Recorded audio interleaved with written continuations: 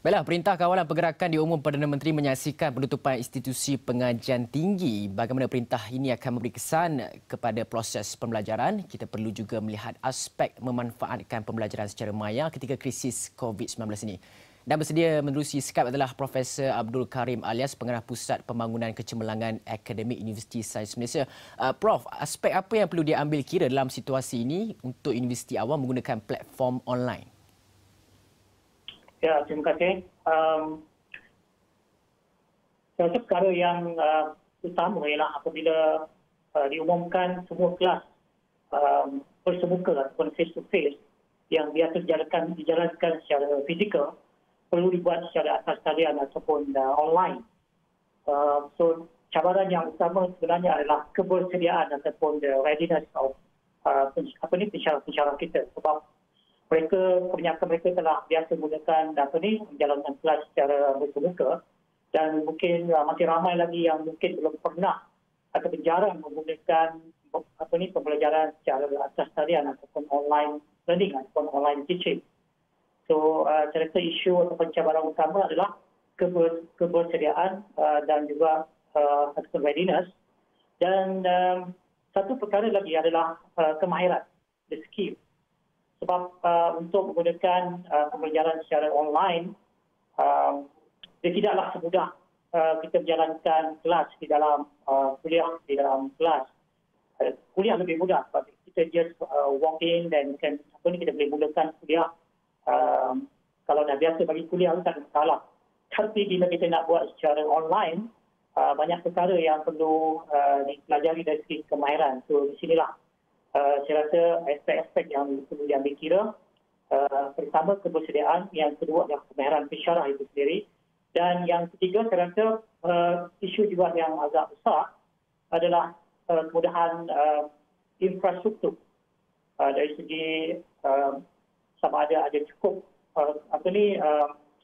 kita panggil the internet connection is very strong. The Wi-Fi ataupun the bandwidth adalah cukup untuk menampung pembelajaran secara atas talian yang sekarang ini mungkin akan berlaku secara sekaligus atau secara mendadak. So it's a big search online sama ada sistem boleh menampung ataupun tidak. So dari segi infrastruktur. Prof, antara yang giat memperjuangkan platform pembelajaran secara maya, halangan fizikal ini adakah akan memberi kesan kepada pelajar sendiri? Ya, halangan fizikal di sini mungkin satu ialah seperti yang saya sebut tadi, infrastruktur ataupun infrastruktur, terutamanya dari segi the internet connection, dan kebanyakan pelajar mereka akan menggunakan telefon masing-masing, dan mungkin mereka akan berada di hostel ataupun mungkin di rumah. So the internet connection merupakan salah satu physical limitation. Kalau mereka menggunakan data, ada mungkin setengah pelajar mungkin agak berkira untuk menggunakan data mereka. Tapi kalau mereka duduk dalam hostel, mereka boleh menggunakan Wi-Fi atau kemudahan Wi-Fi di universiti. Cuma sama ada kemudahan Wi-Fi itu cukup kuat untuk menampung mungkin kita mungkin ada 5,000, 10,000 pelajar yang masuk pada waktu yang sama. So itu satu halangan fizikal. Dan pada pihak pensyarah juga, sekarang ini mungkin ada arahan yang di mana pensyarah perlu menjalankan stay at home. Jadi mereka perlu menjalankan kelas secara atas talian daripada rumah. Dan kita menganggap semua pensyarah, semua pelajar ada internet connection. Tetapi kalau kita menjalankan survey, setakat ini kita melihat ada sebilangan kecil, mungkin around 10%, 20% pensyarah yang tidak ada internet connection. So mungkin mereka ada through diorang punya phone, tetapi tidak ada internet connection secara the normal wired connection. So that could be boleh menjadi suatu kekangan kepada pensyarah. So kekangan fizikal itu untuk menjalankan proses pengajaran dan proses pembelajaran pada pihak pelajar secara lancar. Ya. Bagaimana dengan bentuk penilaian seperti peperiksaan pertengahan semester, tugasan, kuis, pembentangan projek? Adakah ia boleh dilaksanakan secara atas talian ataupun kewajaran pihak universiti untuk menangguhkan perkara-perkara tersebut dahulu?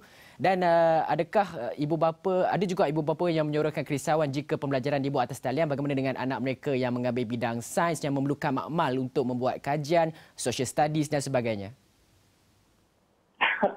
Ya, aspek penilaian ini memang merupakan satu aspek yang mencabar.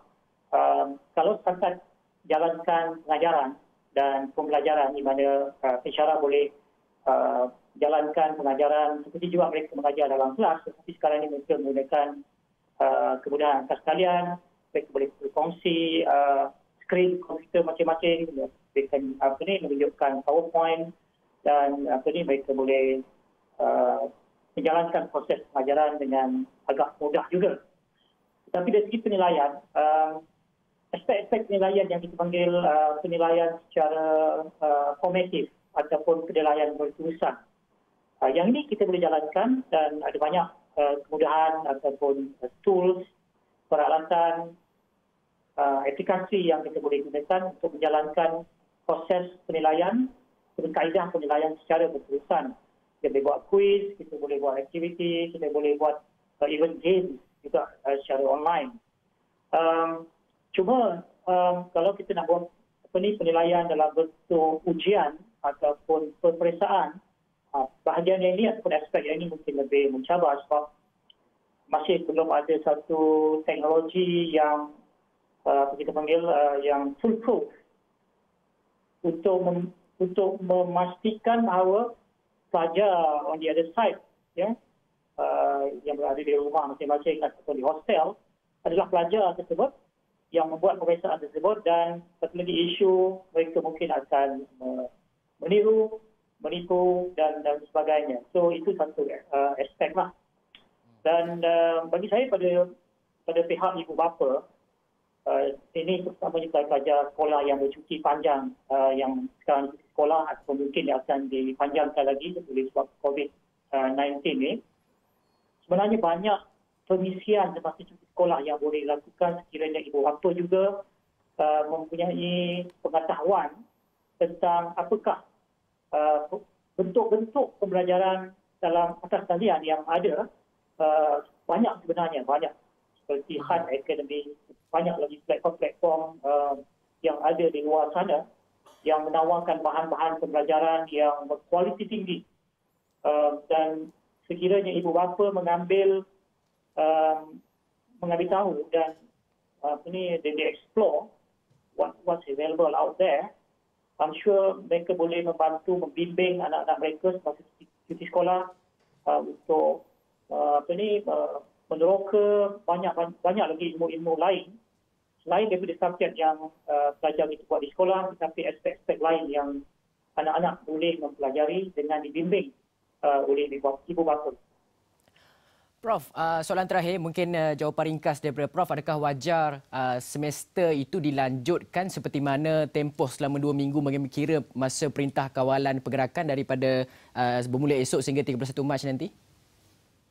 Wajar apa yang ditangguhkan, dilanjutkan. Contoh macam semester ni sepatutnya berakhir pada 6 Jun tetapi dilanjutkan selama 2 minggu.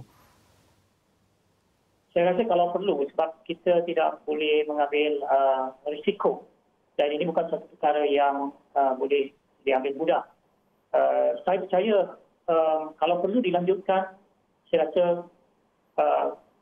kita mesti lanjutkan sebab dari segi pembelajaran saya rasa kita masih boleh teruskan secara online.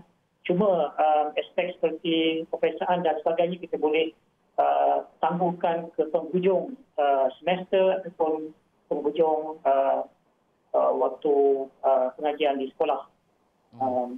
Saya rasa begitulah. Okey, baiklah, terima kasih Profesor Abdul Karim alias Pengarah Pusat Pembangunan Kecemerlangan Akademi Universiti Sains Malaysia atas laporan dan juga pendapat itu tadi. Diharapkan ibu bapa boleh melihat, ibu bapa dan juga pelajar boleh melihat apa-apa perkara yang boleh dijalankan secara atas talian pembelajaran pelajar itu sendiri.